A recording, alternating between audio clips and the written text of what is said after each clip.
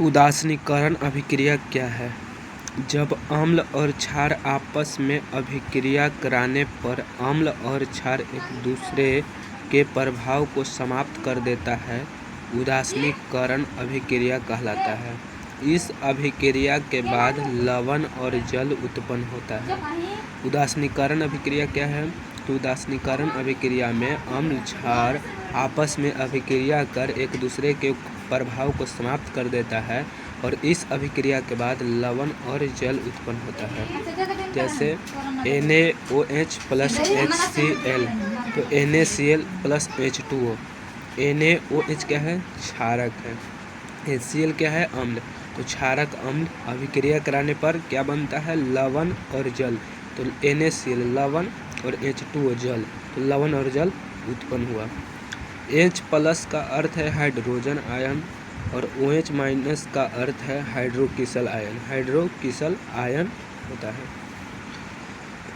धातु के ऑक्साइड के साथ अम्ल की अभिक्रिया। तो धातु के ऑक्साइड क्षारीय होता है तथा अम्ल से अभिक्रिया कर लवण और जल उत्पन्न होता है। धातु के ऑक्साइड प्लस तनु अम्ल, लवण और जल उत्पन्न हुआ। तो धातु के oxide CuO, ZnO, CaO, copper oxide, zinc oxide, calcium oxide. तनु अम्ल मतलब H2SO4, तो Cu कॉपर ऑक्साइड और सल्फ्यूरिक अम्ल से अभिक्रिया कराने पर यहाँ पर Cu जो है कॉपर है H2 को विस्थापित करेगा, तो CuSO4 प्लस H2O। ZnO फिर यहाँ पर ZnH2 को विस्थापित करेगा, तो ZnSO4 प्लस H2O। Ca यहाँ पर H2 को विस्थापित करेगा, तो CaSO4 प्लस H2O।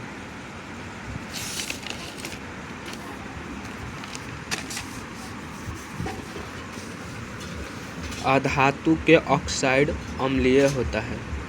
यह क्षार से अभिक्रिया कर लवण और जल उत्पन्न होता है। CaOH2 plus CO2, CaCO3 plus H2O।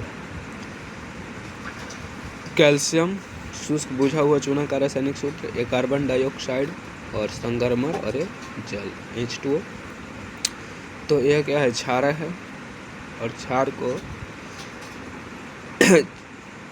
अधातु oxide है CaOH2 अधातु ऑक्साइड है और इसको CO2 यानी कि क्षार से अभिक्रिया कराएं तो CaCO3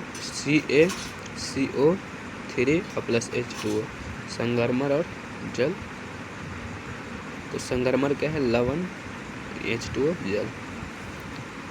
अम्ल जलीय विलयन में H प्लस आयन उत्पन्न होता है जिसके कारण इसका गुणधर्म अम्लीय होता है। अम्ल के जलीय विलयन में H प्लस आयन उत्पन्न होता है और इसका गुणधर्म अम्लीय होता है।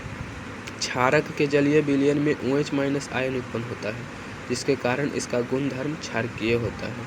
क्षारक के जलीय विलयन में OH माइनस आयन उत्पन्न होता है जिससे इसका गुणधर्म क्षारकीय होता है। अम्ल और क्षार जल से अभिक्रिया कर।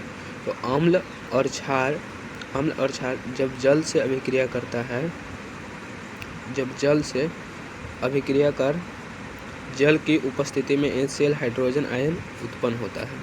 अम्ल क्षारक जल से अभिक्रिया कर जल की उपस्थिति में HCl हाइड्रोजन आयन उत्पन्न होता है। तो HCl तो H प्लस और Cl माइनस, H पर प्लस और Cl पर माइनस। HCl अभिक्रिया करेगा तो H प्लस Cl पर माइनस। क्षार अपने जलीय विलयन में OH माइनस आयन उत्पन्न करता है। जैसे सोडियम हाइड्रोक्साइड जल की उपस्थिति में H2O तो क्या उत्पन्न करेगा? OH माइनस आयन, तो Na plus plus OH minus उत्पन्न किया। KOH पोटेशियम हाइड्रोक्साइड H2O जल की उपस्थिति में K प्लस और OH माइनस आयन उत्पन्न किया। pH स्केल क्या है? तो किसी विलयन में उपस्थित हाइड्रोजन आयन की सांद्रता ज्ञात करने के लिए एक स्केल विकसित किया गया है जिसे pH स्केल कहते हैं। इस pH स्केल से शून्य रहेगा तो pH स्केल पर अगर 0 है तो वह अधिक अम्लीय है, और 14 अम्लीय से 14 मतलब अगर pH स्केल पर 14 है तो वह अधिक क्या है, क्षारीय है, तक pH को ज्ञात किया जा सकता है। यानी कि pH स्केल पर 0 से 14 तक ज्ञात किया जाता है। pH स्केल से 7 से 0 की ओर आने पर अम्लीय बढ़ती है और 7 से 14 की ओर जाने पर क्षारीय गुण बढ़ता है। अगर pH स्केल से 7 से अगर हम 0 की ओर आएंगे तो अम्लीय गुण बढ़ेगा, मतलब 7 से, जैसे मान लेते हैं कि 6 और 4 में कौन सबसे ज़्यादा अम्लीय है, तो 4, जो छोटा होता है वही ज़्यादा अम्लीय होता है। 4 से छोटा 3 है तो इससे और इसकी तुलना में ये ज़्यादा अम्लीय है। और 7 से 14 की ओर जाने पर क्षारीय गुण बढ़ता है।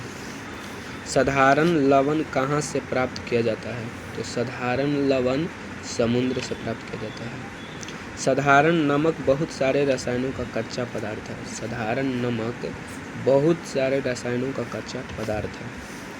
अम्ल वर्षा क्या है, तो जब वर्षा जल के pH मान 5.6 से कम होता है तो वह अम्लीय वर्षा कहलाता है।